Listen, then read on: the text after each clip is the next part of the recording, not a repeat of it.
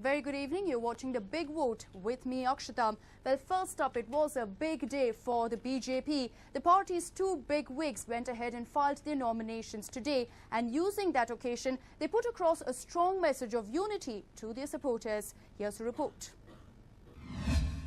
Grand old man of BJP makes his candidature official.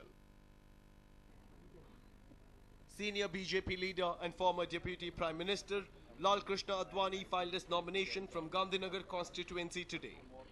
Advani, who is a five-time MP from the BJP stronghold Gandhinagar, hopes to get sixth-time lucky this Lok Sabha polls. Shishya accompanies Guru on the big day. In what is being seen as a show of strength, Gujarat Chief Minister and BJP's PM hopeful Narendra Modi accompanied his mentor Advani to file the latter's nomination. And with that, the Guru Shishya duo have put all speculations of a rift between the two BJP bigwigs to rest. There was dissent within the party over Narendra Modi's anointment as the PM candidate. Advani had even resigned from all party post following that. But today things seemed completely different. The two BJP stalwarts exchanged pleasantries. While Advani said that BJP will certainly win the election and that his protege will become the next PM of the country, Modi too sang praises about his mentor when they shared the stage while addressing a party workers' meet. आप किसी से भी पूछिए कि इस बार कौन जीतेगा, तो ये भी कहेगा कि इस बार स्पष्ट है कि भारतीय जनता पार्टी के नेतृत्व में सरकार बनेगी और श्री नरेंद्र भाई मोदी देश के नए प्रधानमंत्री बनेंगे। मेरा तो व्यक्तिगत सौभाग्य भी रहा है कि शायद मेरे जीवन की राजनीतिक जीवन की कोई ऐसी पल नहीं होगी जिसमें अडवाणी जी का मुझे मार्गदर्शन न मिला हो, सहारा न मिला हो, प्रेरणा न मिली। Advani rejoicing over Gandhinagar candidature. A major row had erupted within the Saffron Party's fold as Advani's seat from Gandhinagar had courted a controversy. Despite the party veterans' desire to contest from Bhopal in Madhya Pradesh, the BJP fielded him from the Gandhinagar Lok Sabha constituency. It is said that the party and RSS were of the view that Advani would send wrong signals by not contesting from Gandhinagar, a constituency he has been representing for the last several years. The Saffron Party faced severe flack both internally and externally due to the action. But the octogenarian leader, though, today downplayed any rift within the party. Advani said that he never intended not to contest from Gandhinagar. Our friends from Madhya Pradesh did want me to contest from Bhopal also. But I had never intended not contesting from Gandhinagar. So you're happy to be contesting from Gandhinagar? Absolutely, rejoicing. Advani also said that he shares a special bond with Gandhinagar and Gujarat. My relations with Gandhinagar and with Gujarat did not start with my contesting from here. They started with the unfortunate aspect that accompanied India's independence, namely partition. And after partition, when my father migrated from Karachi and Sindh, he chose Gujarat. The Saffron Party's patriarch has certainly faced one disappointment after another ahead of the polls. From Modi's candidature to his preferred constituency, Advani seems to have been sidelined time and again by the party. But Modi's appearance with his mentor turned foe ahead of the elections certainly hints that the BJP is doing all it can to appear clean and rift-free ahead of polls. Meanwhile, Rajnath Singh files nomination. BJP President Rajnath Singh too made his candidature official today from Lucknow. Singh, who is a sitting MP from Ghaziabad, chose to contest from the safe seat. Lucknow has been dominated by the BJP for the last 2 decades. The UP capital was the stronghold of former Prime Minister Atal Bihari Vajpayee before he retired from public life. Although the odds are favouring the BJP, the party president is pitched against Congress candidate Rita Bahuguna Joshi, who is popular in the region. On the whole, it was quite an eventful day for the BJP. From two-party bigwigs filing nominations to the Guru-Shishya pair's show of unity, the Saffron Party seems to be riding high ahead of polls.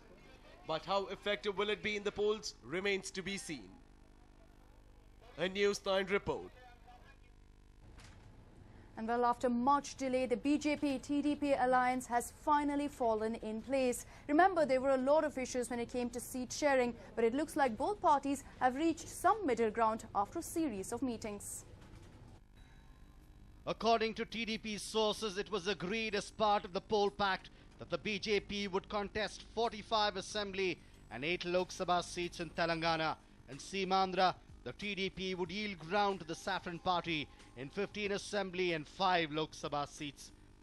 A formal announcement on the much-awaited poll alliance will be made by TDP President N. Chandrababu Naidu and senior BJP state leaders sometime tonight or tomorrow. Prakash Javadekar, BJP senior leader in charge of Andhra Pradesh and Telangana, headed the Saffron Party in the talks.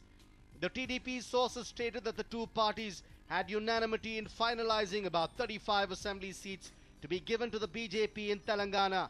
The TDP will decide on the remaining 10 seats after holding further consultations within the party.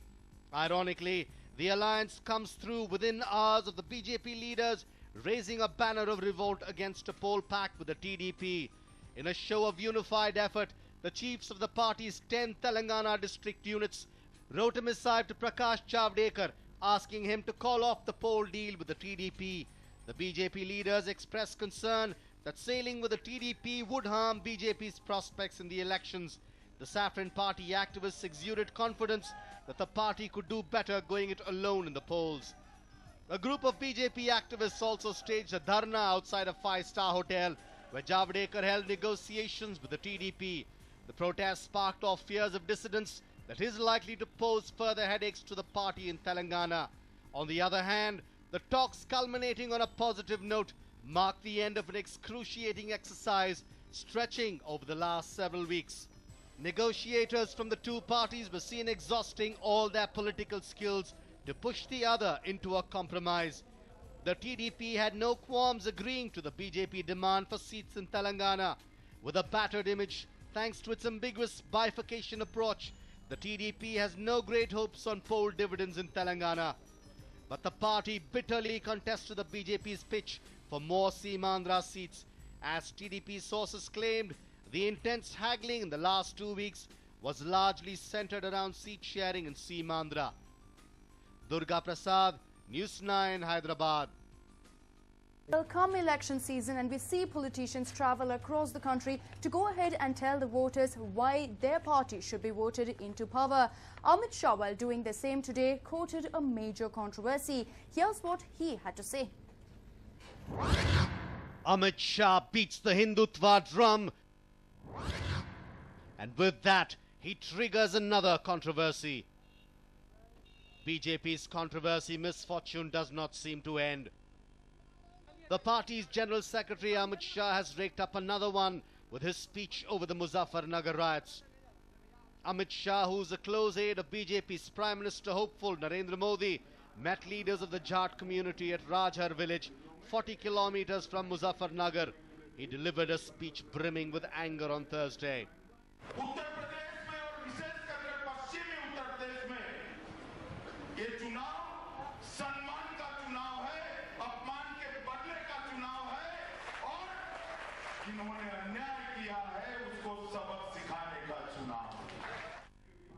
BJP legislator Suresh Rana, who was accused of instigating the riots last year, was also seen beside Amit Shah at the rally.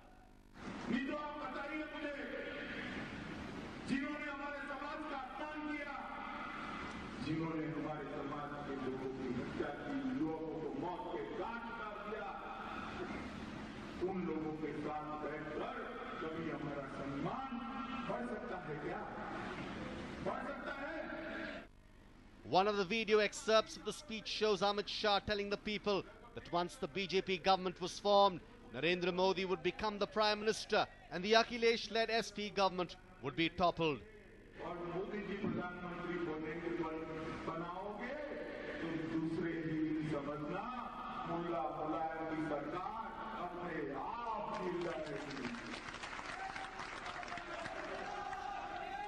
He vote से दो काम होते हैं। लखनऊ में मुलायम की सरकार को हटाना, दिल्ली में भारतीय जनता पार्टी की सरकार को बनाना। A major controversy has erupted in political circles following the BJP leader's speech. Reacting to Amit Shah's intimidation of toppling the SP government, party leader Ram Gopal Yadav trained his guns on the former. लोकतांत्रिक तरीके से चुनी गई बहुमत वाली सरकार को बस बर्खास्त करने का मतलब है या कहने का मतलब है कि इनका सोच बिल्कुल फांसीवादी है और इस तरह के लोगों को लोग कभी सत्ता में नहीं आने देते। यूपी में जो उम्मीद थी वो उनको मिलने नहीं जा रहा है, इसलिए बौखलाहट में ये बात कर रहे हैं।